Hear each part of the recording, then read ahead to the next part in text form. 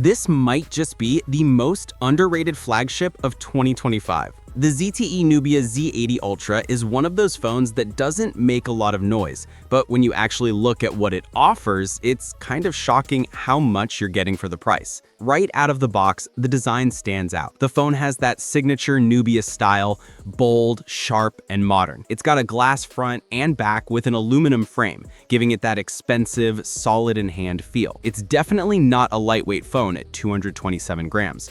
But the build quality makes it worth it. Plus, you're getting full IP68 and IP69 water and dust resistance, which means this thing can handle more than a few splashes. And those color options, the Starry Night Blue and Luotian Red, look absolutely stunning in person. The display is where ZTE really flexes. You're getting a massive 6.85-inch AMOLED panel with a 144Hz refresh rate, 1 billion colors, HDR10 support, and a wild 2000 nits peak brightness. It's incredibly smooth to use, whether you're gaming, scrolling, or watching content. The sharpness and color accuracy are excellent, and thanks to the 2592Hz PWM dimming, it's easy on the eyes even during long sessions. Honestly, this is one of the nicest screens I've seen in this price range. It feels premium in every sense. Now, performance. And here's where things get really interesting. Inside, you've got Qualcomm's Snapdragon 8 Elite Gen 5 chip, paired with the Adreno 840 GPU. It's a beast. The phone flies through everything you throw at it, from high-end games to multitasking between heavy apps. It doesn't heat up easily,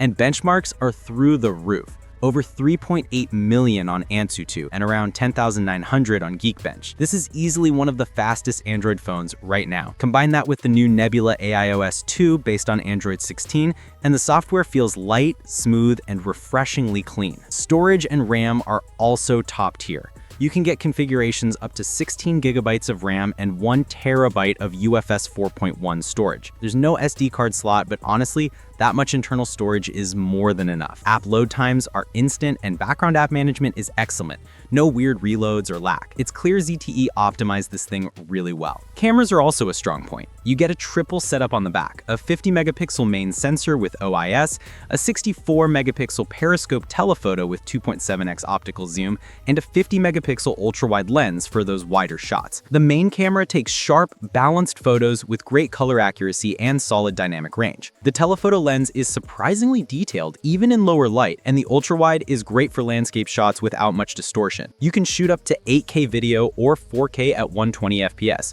which looks buttery smooth. On the front, there's a 16-megapixel under-display selfie camera. It's not the sharpest out there, but the fact that it's hidden completely under the screen makes the experience look futuristic. Audio is solid too. The stereo speakers are loud, full, and support high-res audio with Snapdragon sound. There's no headphone jack, but Bluetooth 6.0 supports lossless audio and aptX adaptive, so wireless listening is top-notch. You also get all the modern connectivity: Wi-Fi 7, NFC, an infrared port, and USB Type-C 3.2. So you're not missing anything here. Now, let's talk about the battery, because this is wild. The Z80 Ultra packs a massive 7,200 mAh battery, which easily lasts a day and a half, even with gaming and 5G. It supports 80-watt fast charging internationally and up to 90 watts in China, plus 80 watts wireless charging. It takes roughly 35 to 40 minutes for a full charge, which is insane considering how large that battery is. ZTE really nailed the balance between capacity and charging speed. After spending time with it, I can honestly say the Z80 Ultra is one of the most complete phones of the year. It's got a performance that rivals the Galaxy S25 Ultra,